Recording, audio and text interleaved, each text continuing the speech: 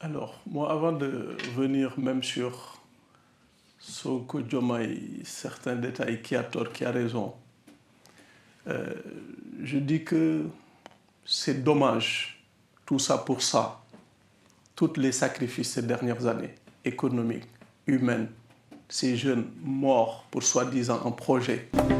Bienvenue sur Africa Power News, la chaîne dédiée à l'actualité politique africaine. Personnellement, j'avais salué la décision de Ousmane Sonko de désigner Diomaye comme candidat quand il s'était retrouvé dans l'impossibilité de candidater. Je pense que sous nos tropiques, donc en Afrique, très peu de dirigeants auraient pu faire ce choix-là, c'est-à-dire qu'ils auraient peut-être opté pour le boycott. Donc en soi, ça c'est un acte salutaire qu'il a posé de leadership. Mais maintenant, la vraie question, c'est que j'ai l'impression qu'il souhaite récupérer de la main gauche ce qu'il a donné de la main droite. C'est-à-dire qu'on a l'impression qu'il n'a toujours pas digéré le fait de n'avoir pas été candidat. Parce que tous ces agissements, toutes ces sorties, quel est le but en fait? Quel est l'objectif recherché? Je pense que l'objectif, c'est l'élection de 2029, c'est très clair. C'est encore bien loin. C'est encore bien loin. Et aujourd'hui, la vraie question que les Sénégalais, ou même en tout cas au niveau du PASTEF, qui doivent se poser, c'est que qu'est-ce qu'on reproche objectivement à Diomaye Faye? Parce que j'ai l'impression que les militants du PASTEF se créent des problèmes des pays riches. Qu'est-ce que j'appelle des problèmes des pays riches? En fait, quand on les écoute, ils parlent des symboles. À chaque sortie de Diomaye, c'est des symboles qu'on analyse. En fait, on parle de tout sauf de l'essentiel.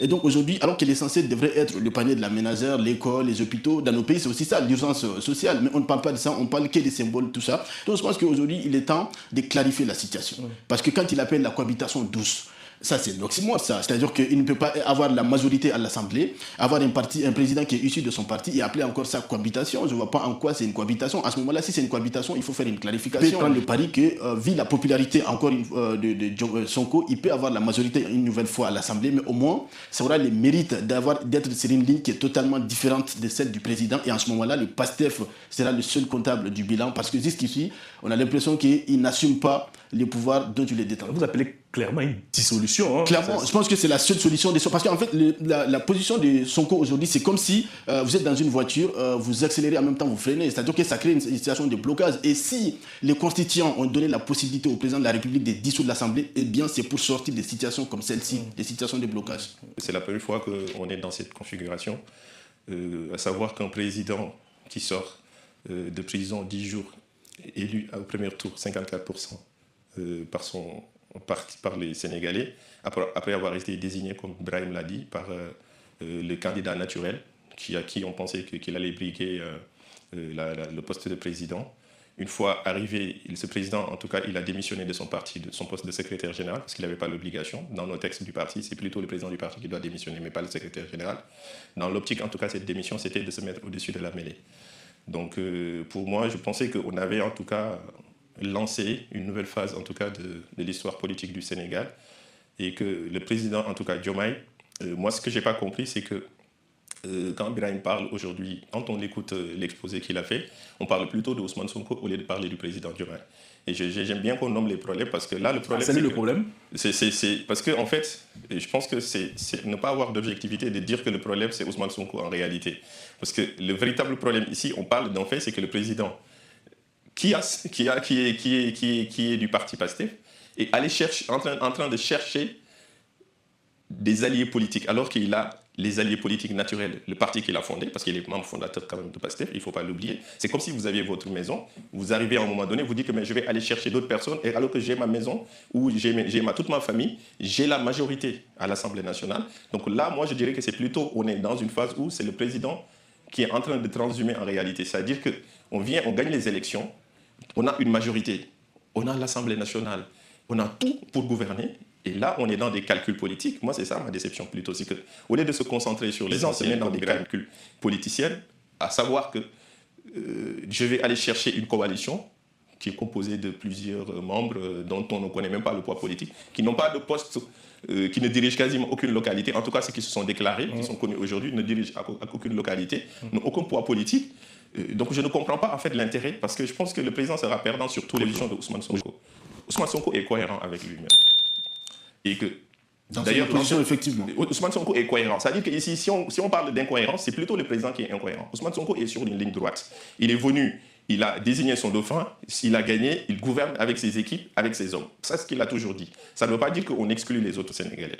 Mais le président nous explique que maintenant, il est en train de dire, parce qu'il est en train de nous expliquer que finalement, oui, on a gagné, au lieu de s'occuper des questions essentielles, mais il est en train de vouloir organiser un mouvement politique. Je n'ai pas compris en fait qu'est-ce qu'il veut faire en réalité. Organiser un mouvement politique, pour quel but? Parce que là aujourd'hui, les élections qui vont arriver, c'est les élections en fait municipales, locales.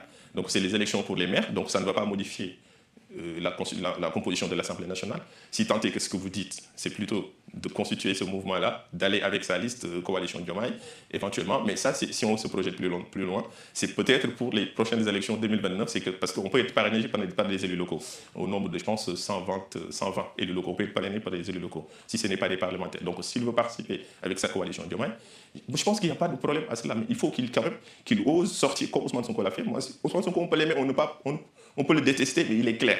Donc c'est au président maintenant de clarifier, de dire, OK, moi je ne suis plus en phase avec la manière dont le président du parti PASTEF veut diriger le PASTEF. Parce que jusqu'à preuve du contraire, Ousmane Sonko, c'est le président du PASTEF. Donc si le président n'est pas d'accord avec cette ligne de conduite, il est libre de dire que je sors du parti. Avant de venir même sur Sonko Diomaye, certains détails, qui a tort, qui a raison, je dis que c'est dommage, tout ça pour ça, tous les sacrifices ces dernières années, économiques, humaines, ces jeunes morts pour soi-disant un projet, cet espoir. Et aujourd'hui, 2 ans après, on nous parle de cohabitation douce, de duel, de dualité, de querelle, Non, pour moi, l'enjeu est à ce niveau. Qu'est-ce que le Sénégalais lambda, quelle est la population, qu'est-ce que la population sénégalaise gagne dans ça? Moi, je crois que fondamentalement, le problème, c'est tout simplement la prolongation d'un divorce mal assumé. C'est factuel, le divorce est consommé, mais on ne veut pas l'assumer. Diomaye ne veut pas limoger le Premier ministre ne veut pas prendre sa responsabilité, démissionner. Et jusqu'à où? Jusqu'à quand? Surtout si on voit que malheureusement, aujourd'hui au Sénégal, tous les clignotants sont au rouge. On est face à une crise universitaire très aiguë, avec le problème des bourses très récemment avec un étudiant tué, crise sociale très profonde, crise économique, avec une note du Sénégal dégradée jusqu'au plus bas niveau. On est aujourd'hui comparé à des pays qui sont en guerre avec le terrorisme. C'est une catastrophe. Pour moi, l'enjeu, c'est à ce niveau. Mais pas 2029 qui est candidat, qui n'est pas candidat, qui a raison, qui a tort. Après l'arrivée du PASTEF au pouvoir, je me suis dit, il y a un espoir qu'ils ont suscité chez la jeunesse, avec naturellement des promesses. Et la promesse phare, celle pour laquelle je crois ils ont été élus, c'est le fameux don de soi, qui a beaucoup de sens à mon niveau, qui implique le dépassement de soi, qui implique le renoncement, qui implique le sacrifice pour la patrie. Donc mettre l'intérêt général, le Sénégal au-dessus de tout. Et malheureusement, aujourd'hui, on assiste non pas à un don de soi, mais à un don pour soi, parce qu'on parle de personnes. On ne parle pas des enjeux économiques, de la crise, se focaliser sur ça. On a été élu sur la base de promesses pour répondre aux aspirations très légitimes des populations sénégalaises. Comment faire pour abréger la souffrance des Sénégalais? Comment faire pour garnir davantage la panier de la maman, de la tata qui va au marché, mais pas qui est candidat, mais pas qui a tort, mais pas qui a raison. Il a trahi, non c'est lui. Honnêtement, c'est un débat de personne. Et un débat de personne n'a jamais fait avancer un pays. Et j'ai envie juste de dire, c'est dommage. Et en venant, c'est vraiment dans le train, j'essaie de qualifier cette situation. Et je me suis dit, si c'était un droit, ce qu'on est en train de vivre, on peut le qualifier d'erreur sur les qualités essentielles. C'est le mot qui m'est revenu. Qualités essentielles, pourquoi? Parce que les Sénégalais se sont trompés. Parce que quand on a élu ce duo, ce parti, c'est justement sur ce fameux don de soi. Et c'était ça la qualité essentielle pour les populations sénégalaises. Et aujourd'hui, avec le recul, on nous sert autre chose. On se dit non, on ne les a pas élus pour ça. Et c'est en cela que ça m'a fait penser à cette notion d'erreur sur les qualités essentielles. Et c'est dommage. Et pour finir, malheureusement, le seul perdant, c'est la population sénégalaise. N'oubliez pas de vous abonner, d'aimer la vidéo et d'activer la cloche de notification pour ne rien manquer.